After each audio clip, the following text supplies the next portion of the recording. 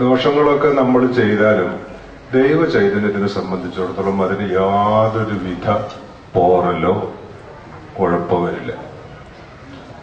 യന്ത്രം തകരാറായി കഴിഞ്ഞാൽ അത് ഉപയോഗിക്കുന്ന ആൾക്കാർക്ക് ദോഷം വരും. അല്ലാതെ അമ്പലം കേട് വന്നുകൊണ്ടൊന്നും ദേവിക്ക് ദോഷം വരും എന്ന് ആരും കരുതരുത്.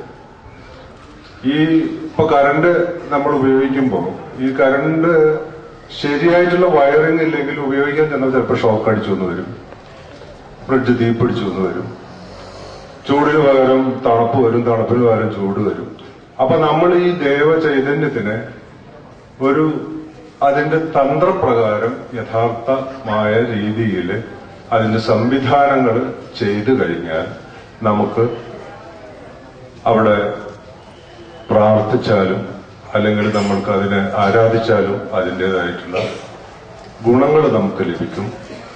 നേരെ മറിച്ച് അവിടെ അതിന്റെ സംവിധാനം പിഴച്ചു പോയാൽ ആ നാടിനും അവിടെയുള്ള ഭക്തജനങ്ങൾക്കുമൊക്കെ ദോഷവും വരും. ഇതാണ് അതിന്റെ പ്രധാന തത്വം.